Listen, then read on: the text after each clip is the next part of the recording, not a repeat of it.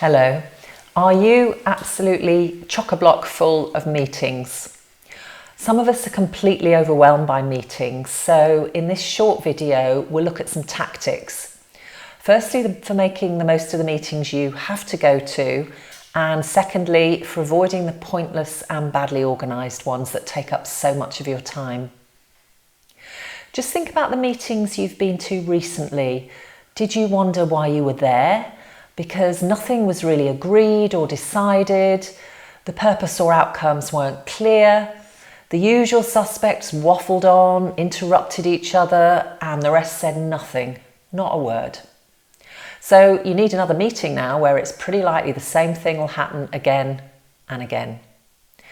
Or maybe you go to those painful meetings, and there are so many of them, where everybody goes around the table droning on about what they're working on, confusing all that information with communication and keeping each other in the loop. But actually what you get is way more information than you need. And by the time person number 8 is speaking, you've completely lost the will to live. Now, of course, you don't run meetings like that, do you? No, of course you don't. But let's look at some ways to make those meetings magnificent. Firstly, you need some meeting ground rules.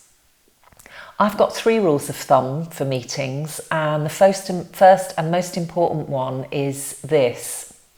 If I'm not going to learn anything of value or contribute of anything of value, then there's absolutely no point in my going. End of. But how to extricate yourself graciously? Try something like this. Say something like, I'm focused on reaching the deadline for whatever it is, Project X right now, but I could attend the part of the meeting where you need my input. Or, I can't attend, but what I could do is email you my thoughts, ideas, or questions in advance. Or, I can't attend, but we could perhaps do a 15-minute catch-up once you've had the meeting. Any one of those options is so much better than sitting there stewing and wishing you were somewhere else. Now, of course, you could send one of your team, but if it's going to waste their time too, don't do it. My second rule of thumb is to start on time. Yeah, I know it's obvious, but if other people can't get there on time, that's their problem. And you shouldn't make everyone else suffer. When people start saying, oh, that meeting always starts late, they'll start to arrive later and later. And you've created a vicious circle. Then, of course, that meeting overruns, which means you're late for the next thing, and so it goes on. Now, of course, stuff happens, and good leaders always nominate someone to start the meeting if they're held up, as a matter of course. But being held up should never ever be the default position. It gives the message that you're disorganised and the people attending your meeting are not important. My final rule of thumb is that meetings should have clear outcomes, action points with names against them, and deadline dates for those actions. Yet again, I know it's obvious, but I've observed so many meetings where that simply doesn't happen. It's also rare that we need reams and reams of meeting notes, another waste of somebody's time writing them and everybody else is reading them. And let's face it, they don't.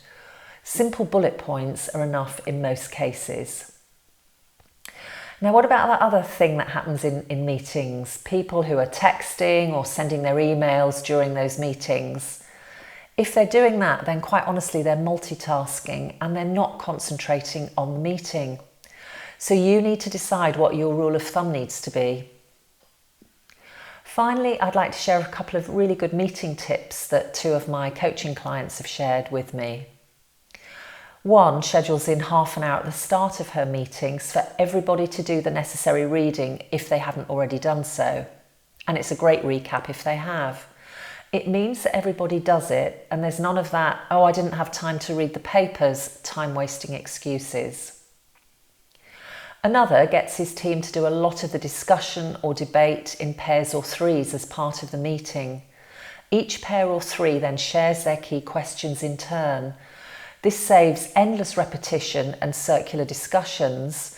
It also means that everybody contributes and that people are not scared to ask something they might think is a stupid question. So it has so many benefits, and it's particularly effective, as you can imagine, in larger meetings. So just to summarise our key takeaways for today.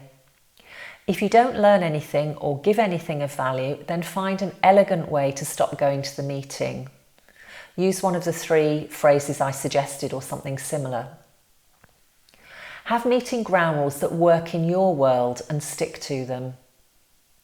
And thirdly, show that you value your own time and other people's, and then you'll avoid the type of energy-sapping meetings that are simply collective, badly organised procrastination where nothing gets done. So that's it for today. Thanks very much for listening.